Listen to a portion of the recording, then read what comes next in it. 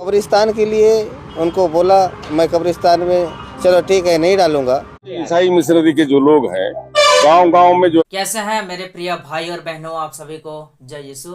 छत्तीसगढ़ के ईसाई पादरी का शरीर को दफनाने के लिए सुप्रीम कोर्ट ने कहाँ आदेश दिया, कहाँ जगह दिया, और सुप्रीम कोर्ट का आदेश मिलने के बाद में उस ईसाई पादरी के बेटा का प्रतिक्रियाएं क्या रहा, उन्होंने क्या कुछ कहते हैं इसको लेकर, और जिस गांव वालों ने उस ईसाई पादरी का शरीर को गांव में दफनाने से विरोध किया, मना किया, वो लोग ईसाई लोगों को लेकर क्या कुछ कहते हैं और उसका शरीर को दफनाने को लेकर क्या कुछ कहते हैं। आइए हम लोग एक छोटा सा वीडियो क्लिप के माध्यम से जानने के लिए कोशिश करते हैं। कब्रिस्तान के लिए उनको बोला, मैं कब्रिस्तान में चलो ठीक है नहीं डालूंगा, कफन दफन नहीं करूंगा, निजी भूमि है मेरा, मैं निजी भूमि में करूंगा।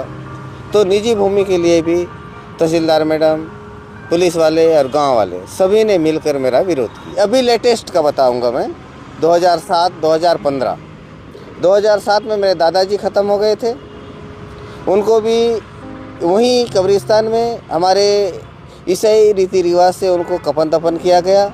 मेरे चाची 2015 में वो भी ख़त्म हो गए थे, उनको भी ईसाई रीति रिवाज से दफन किया गया। इसीलिए मैं उस कब्रिस्तान में हक इसलिए जताया कि मेरे पूर्वज को वहीं कब्र में कफन दफन करते आ रहे हैं, तो उन्हीं के बगल में मेरे पिताजी को भी दफनाने के लिए रिक्वेस्ट किया था। हटने के बावजूद यह फैसला बड़ी बेंच के पास नहीं भेजा गया। ईसाई कब्रिस्तान में ही दफनाए जाने और राज्य को ईसाई पादरी के अंतिम संस्कार करने के लिए व्यवस्था करने का निर्देश दिया।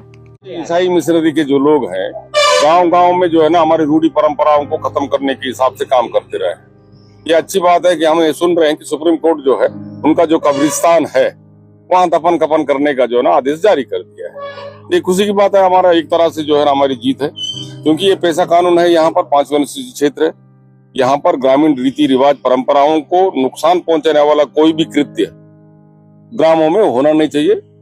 यदि ऐसा कोई कृत्य वो करते हैं तो हम ग्रामवासी जो है कानून का पालन करते हुए उसका विरोध करेंगे, वहाँ दफन कफन करने बिल्कुल नहीं देंगे। कोर्ट में मांग रखी जा रही है कि गांव में कब्रिस्तान की व्यवस्था नहीं, कोर्ट में कैसे, पंचायती राज अधिनियम को कैसे कोर्ट इंकार कर देगा भाई? उनके लिए एक जगह निर्धारित किया हुआ है, वहाँ दफन कफन करे या फिर घर वापस करे, हमारे रीति रिवाज के अनुसार जो ना हमारे गांव में दफन कफन करे, इसके लिए कौन रोक लगा रखा है उनको? कोर्ट ने राज्य सरकार को आदेशित किया कि राज्य सरकार 5वां अनुसूचित क्षेत्र में अपना कानून है, राज्य सरकार डायरेक्ट हस्तक्षेप कैसे करेगा? सेंट्रल सरकार के द्वारा जो है, केंद्र सरकार के द्वारा जो कानून बनाया हुआ है उसका पालन भी राज्य सरकार को करना पड़ेगा।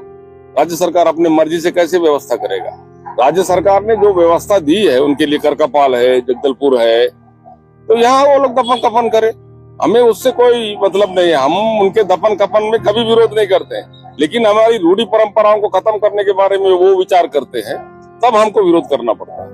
अन्यथा हमारा जो समाज है शांतिपूर्ण, शांति समाज है, कभी किसी से लड़ाई झगड़ा करने की फिराक में रहता नहीं। वो हमारे लोग ईसाई बन के हम ही को धमकाने लगेंगे तो भैया ये सब होगा, निश्चित रूप से होगा।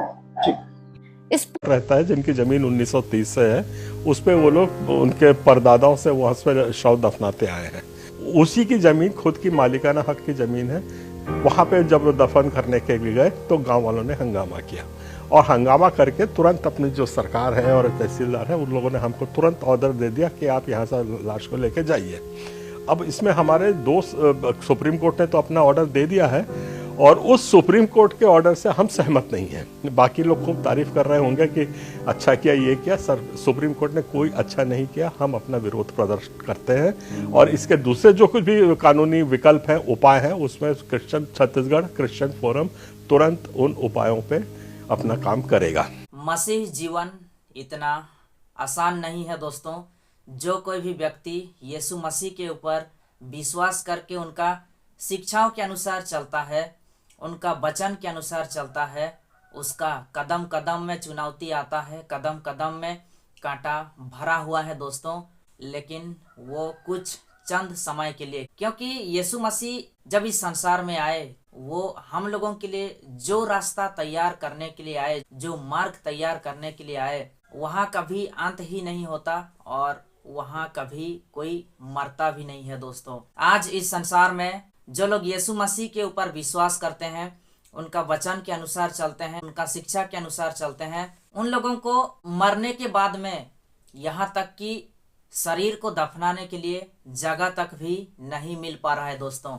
लेकिन मैं आप लोगों को आज इस वीडियो के माध्यम से जो वचन सुनाऊंगा, जो वचन के बारे में बताऊंगा, यदि आप लोग उस वचन को सुनोगे, उस वचन के बारे में जानोगे, तो आप लोग उतना दुखी नहीं होगे जितना अभी आप लोग दुखी हो रहे हैं। क्योंकि यीशु मसीह हम लोगों के लिए इस संसार में आए और हम लोगों के लिए जो मार्ग तैयार किए, जो रास्ता तैयार किए, उस रास्ता के बारे में, उस जगह के बारे में यदि आप लोग जानोगे तो शायद आप लोग कभी उतना दुखी महसूस नहीं करोगे जितना अभी आप लोग दुखी महसूस कर रहे हैं दोस्तों। आइए इस वचन के माध्यम से यीशु मसीह हमें क्या संदेश देते हैं, थोड़ा सा हम लोग उस वचन के बारे में जानने के लिए कोशिश करते हैं दोस्तों। संत यूहन्ना लिखित सुसमाचार का अध्याय 14 का 1 से 4 तक। तुम्हारा जी घबराए नहीं, ईश्वर में विश्वास करो और मुझ में भी विश्वास करो। अर्थात जब परिस्थिति ऐसा होता है तो आप लोग घबराओ मत, डरो मत, ईश्वर में विश्वास करो और मुझ में भी विश्वास करो। यीशु मसीह कहते हैं ईश्वर में विश्वास करो और मुझ में भी विश्वास करो, मेरे पिता के यहाँ बहुत से निवास स्थान है। यीशु मसीह कह रहे हैं कि मेरे पिता के यहाँ बहुत से निवास स्थान है, रहने के लिए बहुत से जगह है। अर्थात इस संसार के सारे लोग भी यदि वहाँ रहें तो भी उस जगह कभी खत्म नहीं होगा, या फिर उस जगह का कभी अंत नहीं होगा, या फिर इस संसार के जितने भी लोग वहाँ रहें, निवास करें, तो भी वो जगह इस संसार के लोगों के लिए काफी है। उतना ज्यादा निवास स्थान है मेरे पिता के यहाँ। यीशु मसीह यही कहना चाहते हैं इस वचन के माध्यम से। यदि ऐसा नहीं होता तो मैं तुम्हें बता देता, क्योंकि मैं तुम्हारे लिए स्थान का प्रबंध करने जाता हूँ। यीशु मसीह आगे कहते हैं कि यदि ऐसा नहीं होता, अर्थात यदि आप लोगों के लिए निवास करने का स्थान सीमित होता, थोड़ा सा ही होता, कम होता, तो मैं आप लोगों को पहले से बता देता कि मेरे पिता के यहाँ आप लोगों के लिए निवास करने का स्थान सीमित है, कम है, बहुत कम है। लेकिन ऐसा बिल्कुल नहीं है। और यीशु मसीह कहते हैं कि मैं तुम लोगों के लिए वहाँ जगह का प्रबंध करने जाता हूँ। मैं वहाँ जाकर तुम्हारे लिए स्थान का प्रबंध करने के बाद फिर आऊँगा और तुम्हें अपने यहाँ ले जाऊँगा। यीशु मसीह कहते हैं मैं तुम लोगों के लिए वहाँ जाऊँगा और जगह का प्रबंध करूँगा, जगह तैयार करूँगा और फिर आऊँगा इस संसार में आप लोगों को लेने के लिए, उस जगह पर, उस निवास स्थान पर जहाँ कोई जगह की कमी नहीं है, रहने के लिए पर्याप्त निवास स्थान है दोस्तों। जिससे जहाँ मैं हूँ वहाँ तुम भी रहो, मैं जहाँ जा रहा हूँ तुम वहाँ का मार्ग जानते हो। यीशु मसीह कहते हैं कि जिससे मैं जहाँ हूँ वहाँ तुम भी रहो। यदि आप लोग इस वचन को और अच्छा से अध्ययन करोगे, इसके बारे में मनन चिंतन करोगे, तो आप लोगों को पवित्र आत्मा और ज़्यादा गहराई से जानने के लिए मदद करेगा, समझने के लिए मदद करेगा, ताकि आप लोग इसके बारे में और अच्छा से जान पाओगे, गहराई से जान पाओगे और आप लोग खुशियाँ मनाओगे कि आप लोग जिस मसीहा के ऊपर विश्वास करते हैं, जिस परमेश्वर के ऊपर विश्वास करते हैं, वहाँ निवास करने के लिए जगह का कोई कमी नहीं है, जगह का कोई कमी नहीं, अनगिनत जगह है, अनगिनत स्थान है, असीमित, अर्थात उसका सीमित नहीं है, सीमा नहीं है दोस्तों, उतना पर्याप्त निवास स्थान है।